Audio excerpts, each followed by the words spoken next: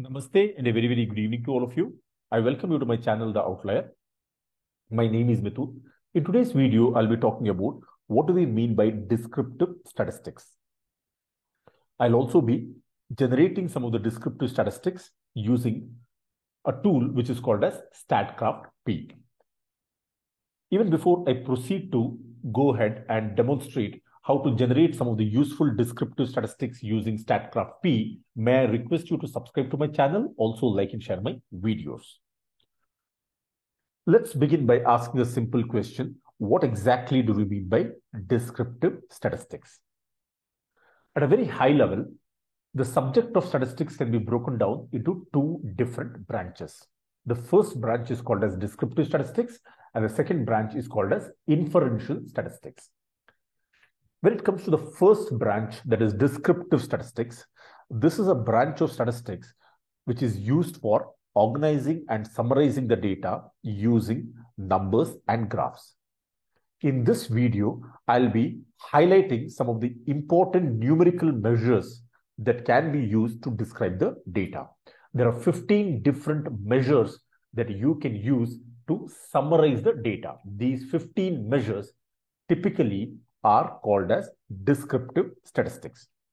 If you ask me what are the examples of descriptive statistics, I can say typically minimum, maximum, total, count, measures of central tendency like mean, median, or measures of dispersion like standard deviation, variance, range.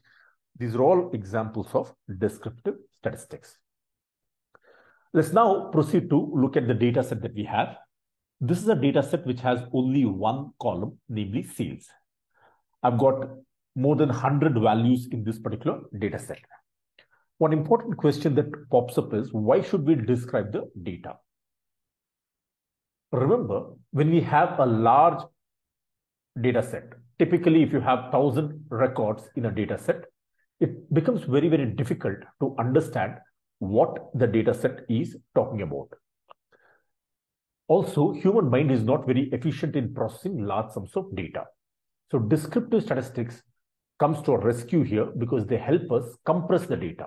So if you take a total or a minimum or a maximum value, it is just telling you what is the overall value of sales, what is the lowest value of sales, or what is the highest value of sales.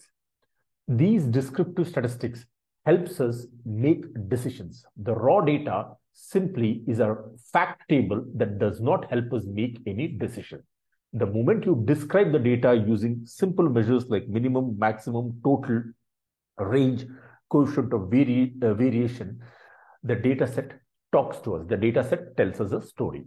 So descriptive statistics are a great way of telling a story about the data set. Now, I will proceed to show you how to generate some commonly used descriptive statistics. Firstly, let me click on the Analysis tab in StatCraft-P. The moment I click on the Analysis tab, you can see here the second option from the top is called as Descriptives. Let me click on the drop-down menu. Under the Descriptive section, you can see two items. One is called as Descriptives, and the second one is called as Frequency. For this video, I will stick to Descriptives. This opens up a new dialog box, which is called as Descriptives dialog box. Let me refresh this. When you open the Descriptives dialog box for the very first time, this is the view that you are shown. To the left side, you have the variable sales, and to the right side, you have analysis title as well as variables. Let me click on the sales variable. I'm going to select the variable sales and generate certain descriptive statistics for this particular variable. You can see here, though I have selected the variable, the OK button here is not highlighted. That's because we have not made any selections. To make selections, what you can do is go to the Options tab.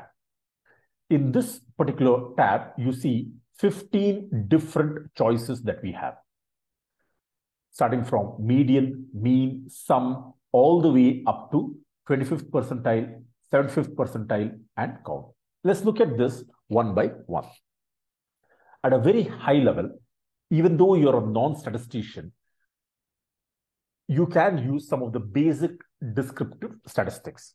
At a very high level, what you can do is choose minimum. This will give you the lowest value.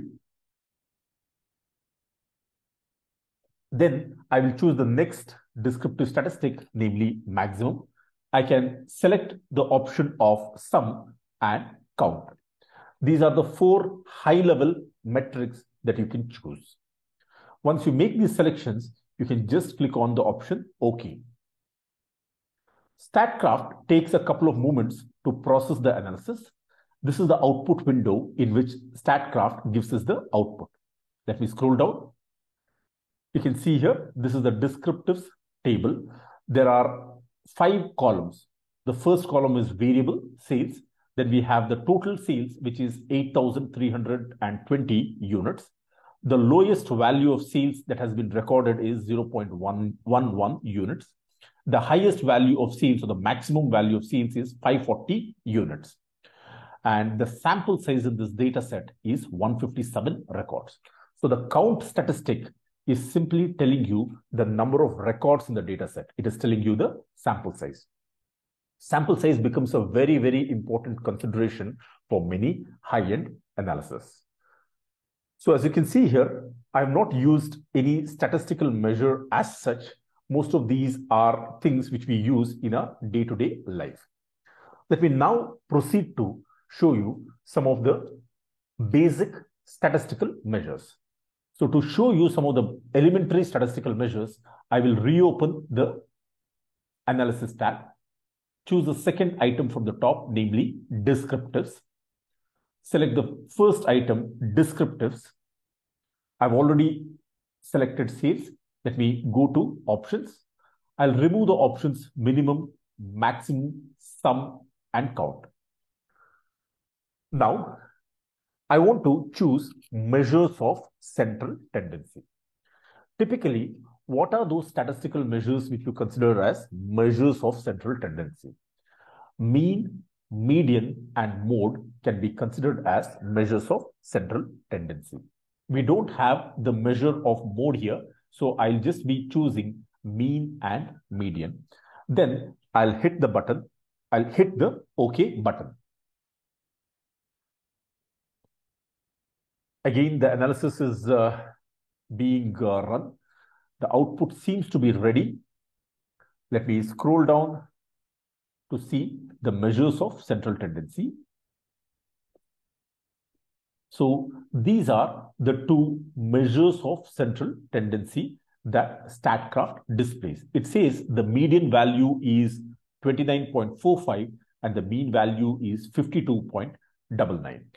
Remember, if the mean, median, and mode are the same, or if the mean, median, and mode match, we can say that the variable follows normal distribution. Clearly, when you compare the mean and the median, they're very, very different. So at this stage, you can conclude by saying that our data does not follow normal distribution. Let me go ahead and reopen the descriptives dialog box. Descriptives, first item here is descriptives. The old variable sales is still here. I'll choose the option of options, remove median and mean. Now, instead of measures of central tendency, as a third step, let's say you want to check some of the measures of dispersion. Here, you can choose variance. Then you can also choose a very important statistic, which is standard deviation. Further, you can choose range, and you can also go ahead and select coefficient of variation. So these are the 4 measures that I would like to see. Let me hit the OK button. It takes a couple of moments to process the analysis. You can see here in the output window, StatCraft generates the output. So these are the results of our analysis. What StatCraft has given us is the variance value, then the range value, it is also giving me the standard deviation and the covariance value. One important thing to highlight here is that standard deviation has a relationship with variance. The square root of variance will give me standard deviation. Let me again move on to the fourth stage of analysis, which is to check out some of the quartiles. Quartiles are very, very important. A box plot usually gives you the quartile distribution. Generate the quartile distribution. I'll again open the dialog box.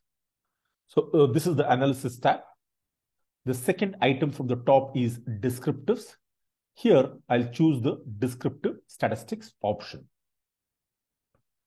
Go to the options tab. I will deselect the earlier options.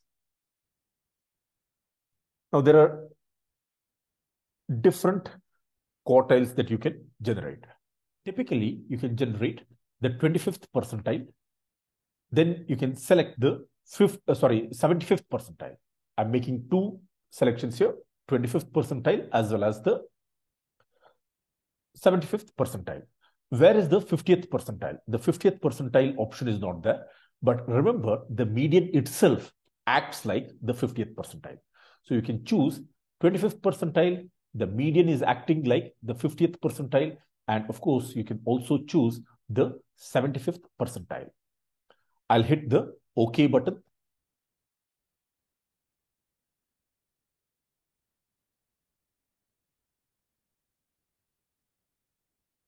Let me scroll down. Scroll further down. You can see here, interestingly, StatCraft also has given me the code that it is running behind to generate these statistics. This is the Python code which can be used for advanced analysis. There is no other software which gives you the backend code. It's only StatCraft P which also gives you the Python code which it is utilizing at the backend to generate some of these summary statistics. The idea is, if you want, you can copy paste this particular code in Jupyter Notebook and rerun the analysis. You can clearly see here for the variable sales, the median value is roughly 30. The 25th percentile value is 14 and the 75th percentile value is 67.9. Question is, how do we interpret these values? Let's begin by looking at the 25th percentile value. 25th percentile value is also called as Q1 or the first quartile. Now, 25th percentile value is 14. So you can go ahead and say that 25% of the vehicles in this data set have a sales value of 14 units or less than 14 units, right? 25% of the vehicles have a sales value of less than or equal to 14 units. This is actually measured in 1,000. So there is a factor of 1,000 that you can multiply the number 14 with, and you can say 25% of the vehicles in this data set have a value of 14 or less than 14. When you look at the median is giving you the 50th percentile. The 50th percentile value is roughly 30, which means that 50% of the vehicles have a sales value of less than or equal to 30 units. Then what you have is the 75th percentile. The 75th percentile gives you the third quartile. So the 75th percentile value is 67.9. You can round it off to 68 and say that 75% of the vehicles have a sales value of 68 or less than 68.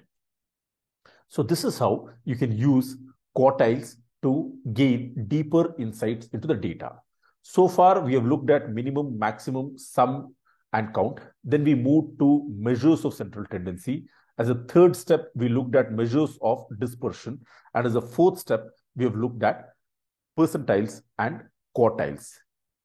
Let me now show you two important measures. One is called as skewness and the second one is kurtosis. Both of these measures can be used to verify whether the data follows normality or not. Let's see how skewness and kurtosis can be generated using StatCraft P. Again, let me click on the analysis tab. Second option is descriptives. I'll choose the first item here, namely descriptives. We have the variable sales. I'm not making any changes here. I'll go to the options tab, remove the earliest selections of median, 25th percentile and 75th percentile. I'm going to choose two important measures. The first one is kurtosis and the second one is skewness. Kurtosis is a measure of peakedness of the curve and skewness is a measure of asymmetry in the data. Let's click on both these measures and hit OK.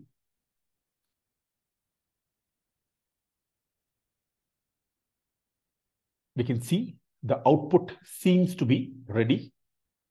Let me scroll down. So this is the output value that we have. The kurtosis value that is reported is 17.55. The skewness value is 3.4. Now the question here is, how do we interpret these values? There's a bit of debate as to what would be the acceptable level for the data to be called as normal distribution.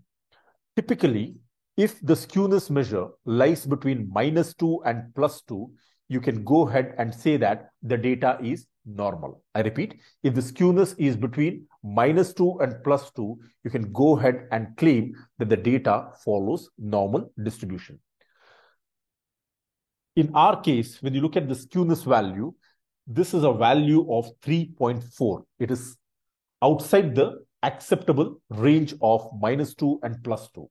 Since the skewness value of 3.4 is outside the acceptable range of -2 and +2, we can say that our data is skewed and hence it does not follow normal distribution. Additionally, let me draw your attention to the kurtosis value.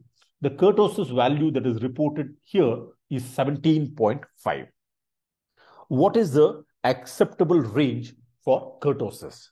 Again, there are different thumb rules. The popular thumb rule is if the kurtosis value is between -7 and +7, you can go ahead and say that the data is normal. When you look at the kurtosis value that we are getting a kurtosis value of 17.55. Clearly, 17.55 falls outside the acceptable range of -7 and +7. Since kurtosis value falls outside the range of -7 and +7, we can say that our data is violating the kurtosis limit. Therefore, from both these measures, we can say that the data is not normal. We have looked at a range of statistics which can be used to describe the data. The final measure which I'd like to show is what is called as standard error. Let me reopen the dialog box. I'll hit the analysis tab. Second option from the top is descriptives. Choose the first item, descriptives. Go to the options tab.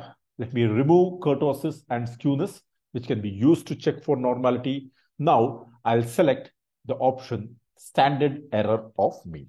This is a very, very important measure. What exactly do we mean by standard error of mean?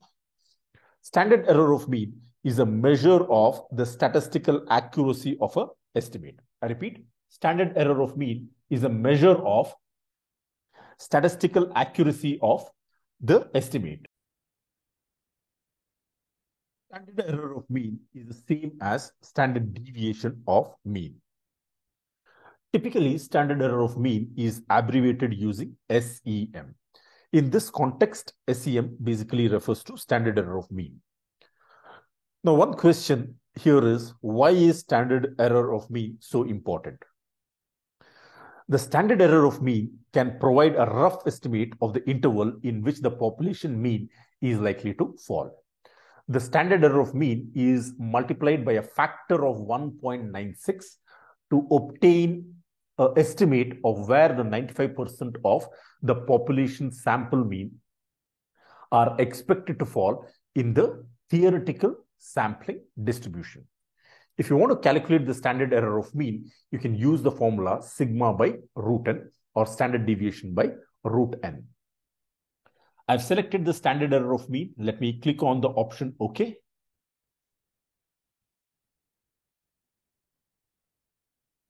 Let's look at the output window. I'll be scrolling down now.